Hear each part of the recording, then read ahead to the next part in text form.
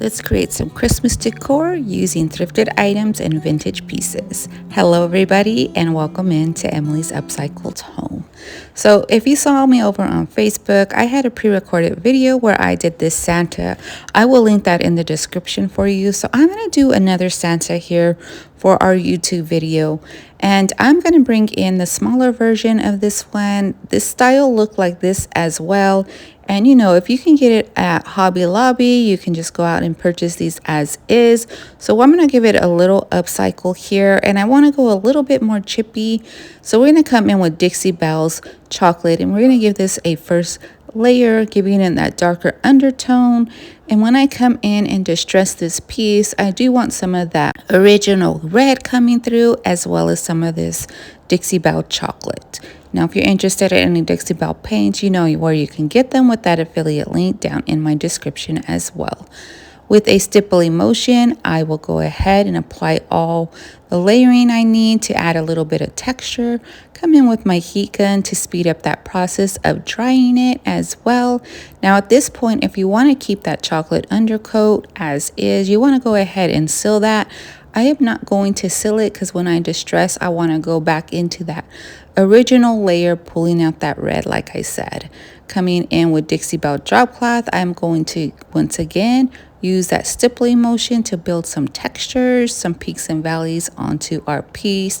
You can also come in with some baking soda if you want a thicker look to this piece. And my paint's a little bit thick because it's been out in the garage, so I'm just going to simply add a little bit of water since Dixie Belle paint is a water-based paint. Continuing on with that stippling effect until I cover the full Santa here. Now you don't need a full coverage. I'm not going to for a full coverage because we're going to be layering up some more paints and waxes here just to give us the look and the age that I want on this piece. Everything is all personal preference, so you take your creativity and you make your piece the way you want. I'm going to come back in with my sander here and just sand up my piece, getting into that beard, like I said, into the red pieces of our Santa, pulling out those little vibrance of color. Not a lot of color. I want to stay more in that neutral family here, but we are going to be stripping down some of this paint and giving it a chippy vibe here, exposing that brown as well that we first layered on our Santa. Now, once again, if you guys are looking for these Santas, you can find them at Hobby Lobby. They have a whole display, different sizes, different variations that you can upcycle yourself. So I'm going to get my little wipey here and wipe down any of that debris. And then we're coming in with some Van Dyke glaze, also by Dixie Belle. I'm going to layer this up onto this piece.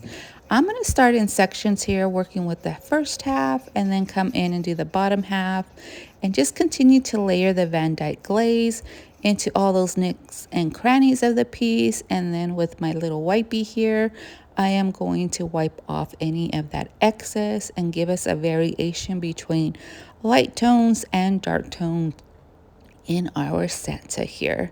Now, remember, at any point where you like your item, just stop there. Or you can continue on as I do, just layering up. I feel like I needed a little bit more into, so I come in with Dixie Belle Grunge Gray, and I added into all the little depths of and creases of the Santa, and then lightly spread it over the Santa as well, but making sure I get into those really deep areas, giving a shadow effect onto our Santa. Now this is Grunge Gray wax. You can also use your Dixie Belle dirt, and I think I have the gray one as well, and that'll work very good. You can even come in with the brown dirt and kind of layer that in. Once again, coming back in with that wet wipe and wiping off any of the excess that I don't want, and taking a little bit more, giving it some highlight, showing more of that exposed lighter tone. So after that, you guys, I'm going to come in with the Distressed Walnut Oxide ink pad, and we're going to layer some deeper tones on top of this.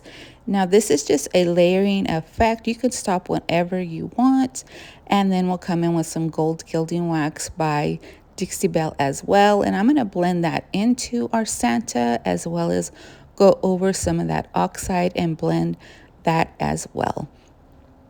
Lastly, I'll come in with some Dixie Belle drop cloth and give it some little highlights, lightening up the fur on his coat, into his beard, into the little ball on the hat, and then just continue layering that all over the piece, giving it lighter variation. And here is our finished result, all staged up. At any time, you guys, you change the look of your Santas, find your pieces at regular store, even clearance items at regular store. These came from Hobby Lobby once again, and I just transformed it and made it my own. Let me know what you guys think of this one down in the comments.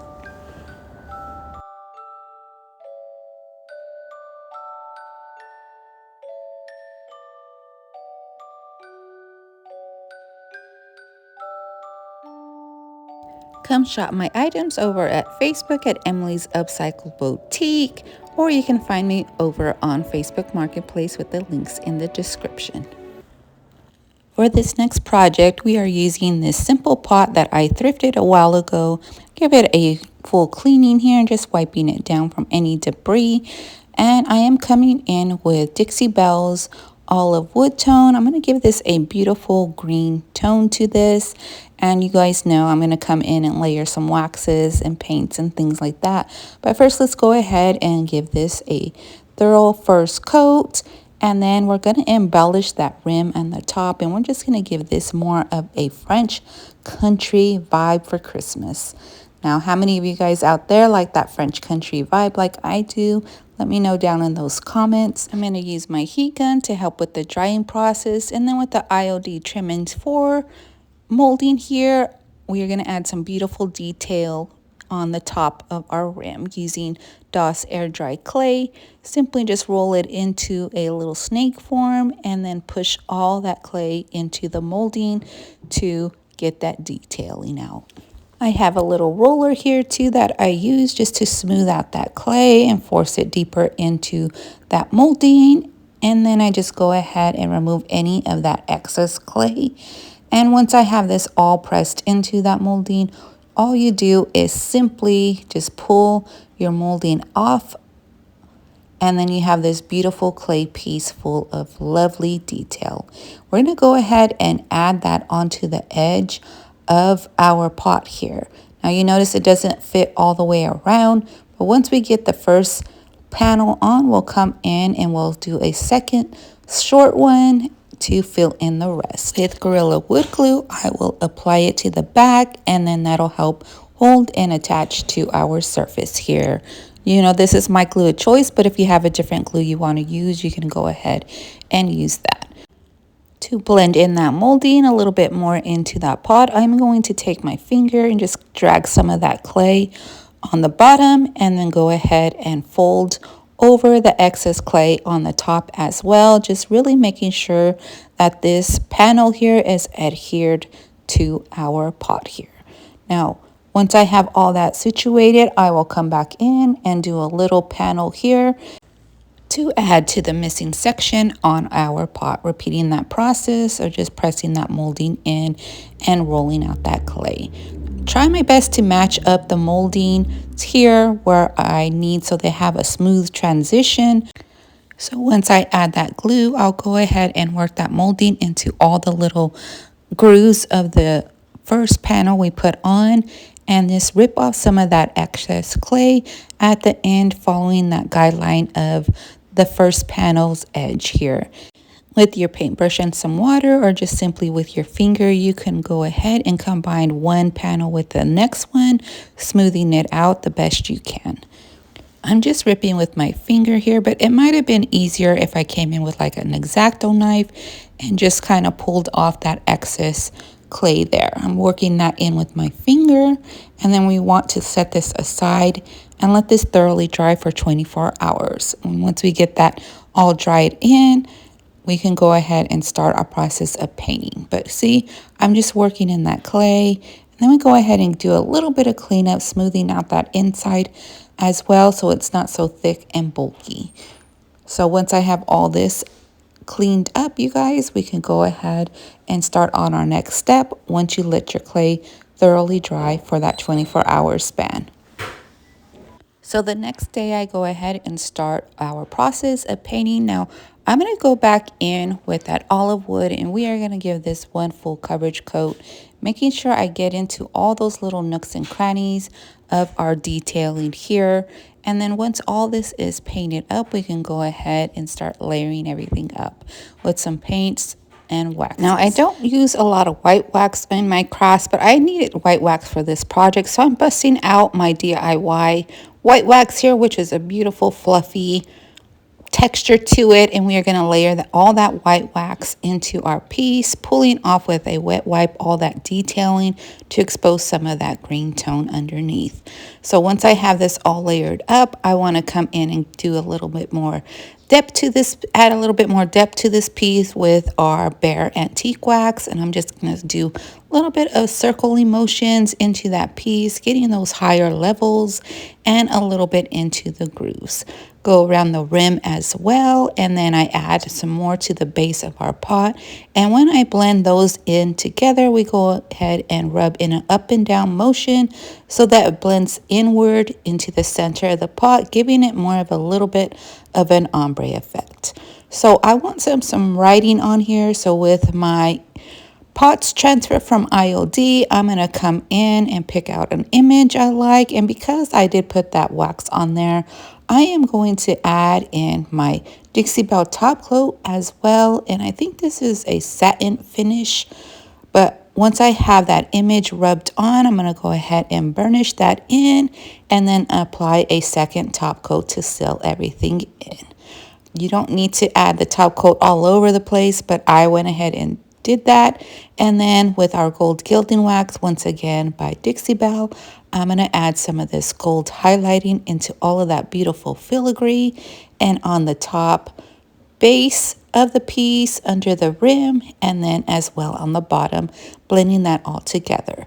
And I think that's our finished look for our pot. And then I have this Christmas tree. I don't remember where I got it, but it was a white Christmas tree that I dipped into some coffee grunge. And then I went ahead and gave it this scrubby look, added a cute little doily, and then here is our finished look. You guys, let me know what you guys think of this one down in the comment. I know layering process takes time, but it comes out so beautifully and it makes your pieces look so higher end and have more depth to each piece. So once again, leave me a comment. Let me know what you think of this one.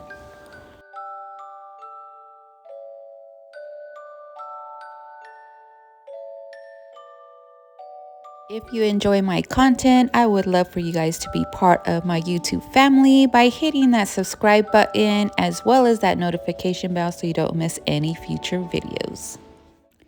I like to also mix a little bit of those rustic salvage vintage items in my home as well throughout my decor, just to bring in that little rustic charm.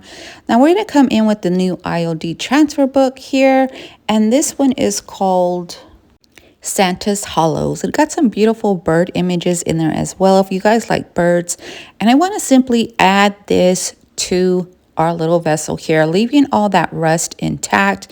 And to make sure our rust stays in place and we keep it as is, I'm going to come in with my Dixie Belle top coat here, and I'm going to layer up and seal in all that beautiful rust that you know you can't create on your own. So this is just a Dixie Belle top coat. Layer that up. You can also purchase this one using that affiliate link down in the description. I think this one might be a satin one, but I'm not quite sure.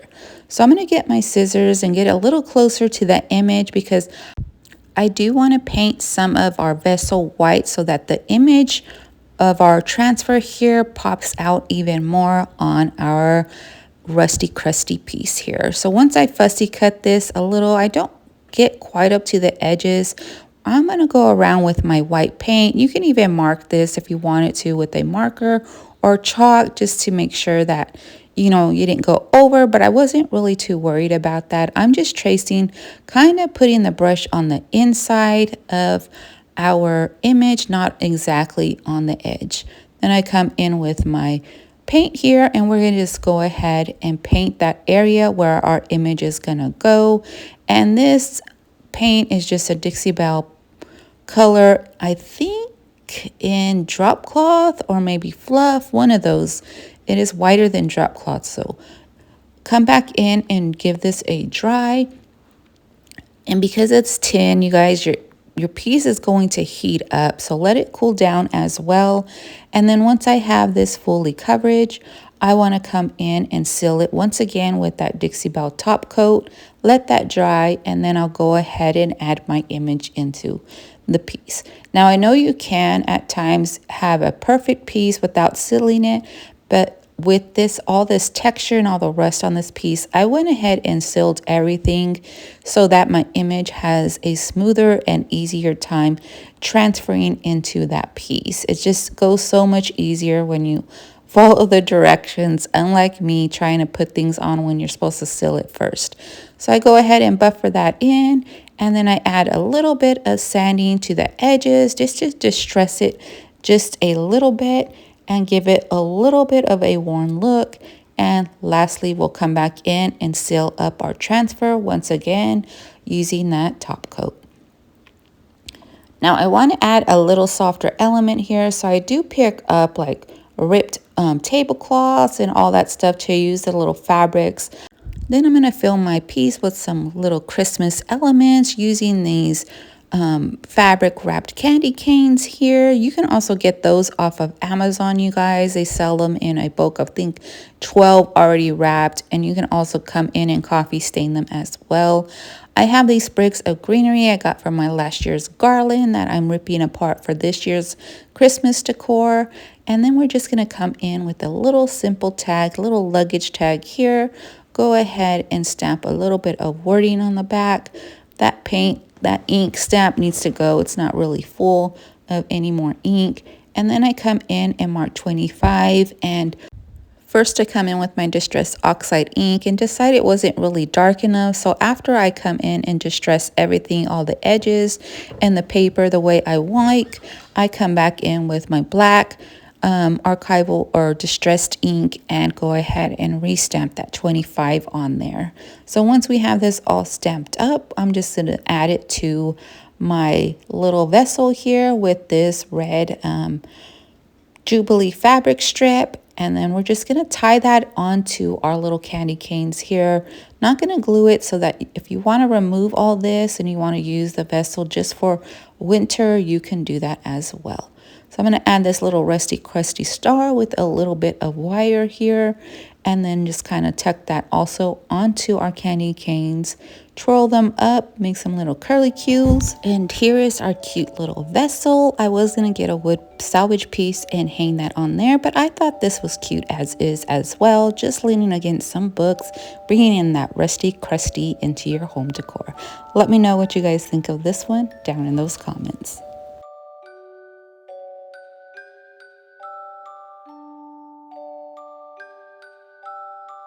To shop more Fusion, IOD, and Dixie Belle products, please use my affiliate link to Julie's Design and Signs down in that description. It's a one-stop shop with supplies, home decor, and floral as well, with a $9 flat rate shipping, you guys. Save and reuse my link and help my channel here on YouTube. Thank you all for your support. Raise your hands if you like brass. I love brass for Christmas, and I love just to keep them with their tarnished vibes, those vintage looks that bring in that little charming elegance to your home. And all we're going to do is give this one a simple wipe down to clean it up, and a Christmas tree. Now, this is how it looks, just all with all its imperfections, and I'm going to leave it as is. And all I see, I already put some paper in there, and then I'm going to take my last year's Christmas tree from Hobby Lobby. I took off the base because it didn't quite fit into our vessel here. Left in that burlap just to rewrap that base back up. And then I come in with a doily as well to bring in that little softer touch to everything. A little cottage vibe going on here. Simply just stuff my little tree in there. Come back out and pull out all the little burlap and the fabric design that we have going on. Fluff our little stems, and look how adorable and elegant charm Christmas that this brings. Bring out all your brass and gold, your little vintage books, and stage this up in your home. Now, let me know what you guys think. Do you guys like brass, silver? What is your collection out there in those vintage thrift or antique stores that you just cannot pass up? Let me know what you guys think of this one down in those comments.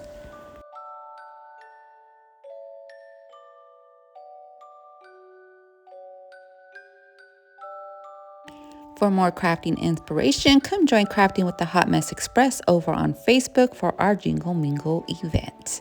Also, you can give me a follow on TikTok, Instagram, whatnot, Pinterest, and at Craft with Emily, my other YouTube channel where I share in all my Facebook lives. Thank you all so much for joining me today for these projects. I hope you found some inspiration and go home and create some pieces of your own for your Christmas vignettes. Thank you all once again. Don't forget to hit that subscribe button on the way out. And I will see you guys all on the next one. Bye, friends.